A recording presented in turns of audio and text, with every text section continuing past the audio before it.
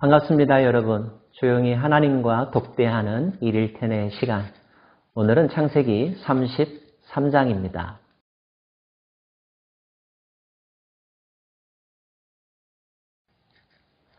새로운 각오와 새로운 이름, 새로운 열정을 가지고 에서를 만나기로 한 야곱.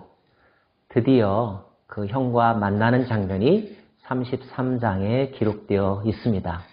야곱이 눈을 들어보니 에서가 400명의 장정을 거느리고 오고 있는지라.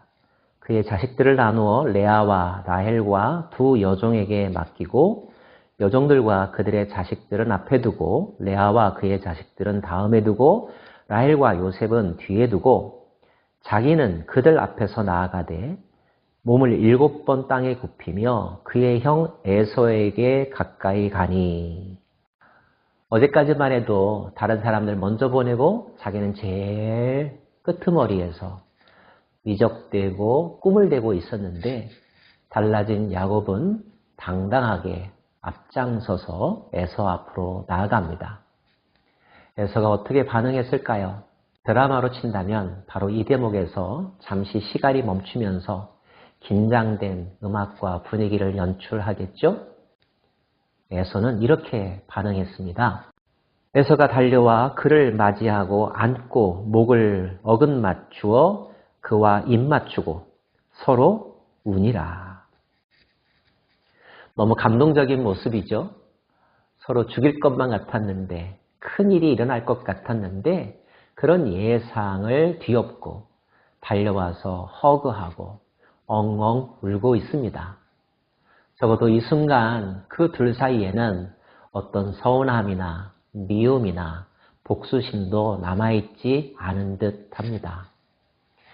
두 사람 모두 기분이 좋았을 것이고 바라보는 사람들도 마음이 훈훈했을 것이고 무엇보다도 하나님이 흐뭇해하지 않으셨을까요? 여러분의 인간관계 속에서도 얽히고 설킨 그런 관계들이 있다면 오늘 말씀처럼 부둥켜 안고 화해하는 역사가 일어나기를 간절히 소망해 봅니다.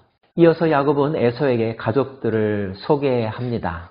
20년 동안 하란에서 있었던 일을 압축해서 소개하는 시간이라고 말할 수가 있겠죠? 에서가 묻습니다. 왜 이렇게 많은 예물을 나한테 보냈느냐라고 말이죠. 야곱은 형님에 대한 자신의 마음이 그 물건 속에 담겨 있음을 아렵니다. 에서가 사양합니다. 에서가 이르되 내 동생아 내게 있는 것이 족하니 내 소유는 너에게 두라. 야곱이 이르되 그렇지 아니하나이다. 내가 형님의 눈앞에서 은혜를 입었사오면 청하건대 내 손에서 이 예물을 받으소서. 내가 형님의 얼굴을 배운즉 하나님의 얼굴을 뵌 것 같사오며 형님도 나를 기뻐하심이니이다. 하나님이 내게 은혜를 베푸셨고 내 소유도 족하오니 청하건대 내가 형님께 드리는 예물을 받으소서 하고 그에게 강권함에 받으니라. 여러분, 레위기를 보면 여러 가지 제사가 나오는데 그 중에 속건제라고 하는 제사가 있습니다. 속건제는 다른 사람에게 어떤 피해를 입혔을 때 하나님 앞에 속죄의 제사를 드리는 것은 물론이니와 손해를 끼친 그 상대방에게 배상하는 의미가 담겨져 있는 제사인데요. 저는 오늘 야곱이 에서에게 보여준 이 행동이 마치 속건제와 같다라고 해석합니다. 우리가 남들에게 원튼 원하지 않든 피해를 끼쳤을 때 그 피해 준 것에 대해서 미안한 마음이 생겼을 때 단지 말로만 미안하다고 하는 것이 아니라 그동안에 내가 끼친 손해에 대한 정신적, 물질적 손해에 대해서 배상하고 실질적으로 사과하는 것. 이것이야말로 관계 회복에 있어서 매우 중요한 제스처가 아닐까요?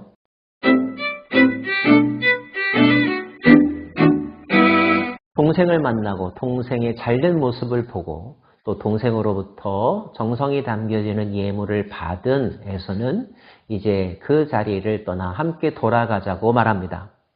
에서가 이르되 우리가 떠나자 내가 너와 동행하니라. 그런데 바로 이 대목에서 야곱은 이렇게 대답합니다. 야곱이 그에게 이르되 내 주도 아시거니와 자식들은 연약하고 내게 있는 양떼와 소가 새끼를 데리고 있은즉 하루만 지나치게 몰면 모든 떼가 죽으리니 청하건대 내 주는 종보다 앞서 가소서.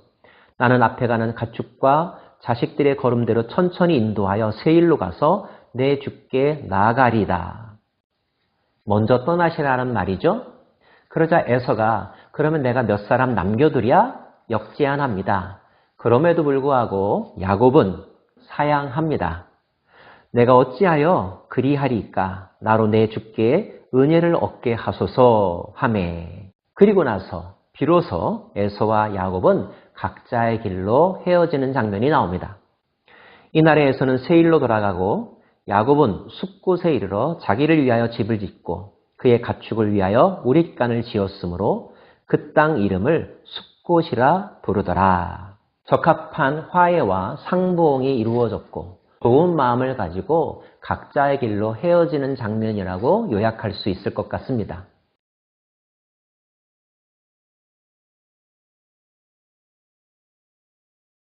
오늘 장면이야말로 또 하나님께서 야곱에게 주신 또 하나의 선물이라고 표현하고 싶습니다.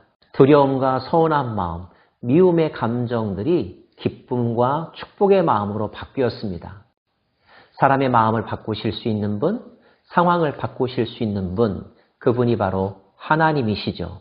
저와 여러분의 삶 가운데도 제 대신 화관을, 슬픔 대신 기쁨을, 그리고 찬송의 옷을 입혀주시는 그 하나님의 임재를 날마다 경험하실 수 있기를 바랍니다.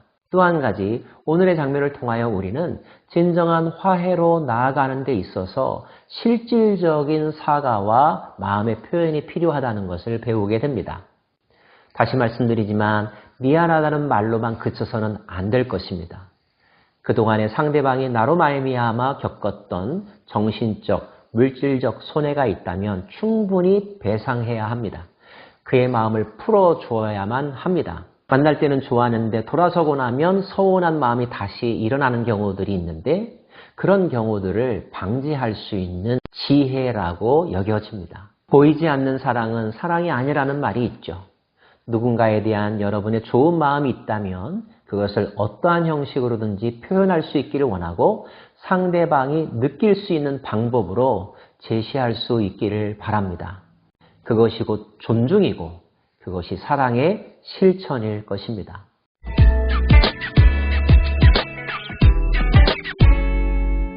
또 하나 이 장면에서 배울 수 있는 야곱의 지혜 또는 하나님의 선물은 이 두 가족이 서로 좋은 마음을 가지고 각자의 길로 건강하게 헤어졌다는 것입니다. 순간의 감정이 좋았다고 해서 또 얽히고 설킨다면 여러 가지 문제가 다시 발생할 수 있겠죠. 그러기에는 두 사람이 이미 장성하였고 각자의 가족들이 있습니다. 각자에게 주어진 상황과 그 길을 각자의 책임 소재 하에서 건강하게 걸어가는 것. 이것이 지혜로운 인생 경영의 방법이 아닐까요? 필요 이상으로 의지하고 간섭하고 관심을 두는 것. 이것이 때로는 얻는 것보다 잃는 것이 많다는 것. 인간관계의 경험을 통하여서 이미 배운 바가 있을 것입니다.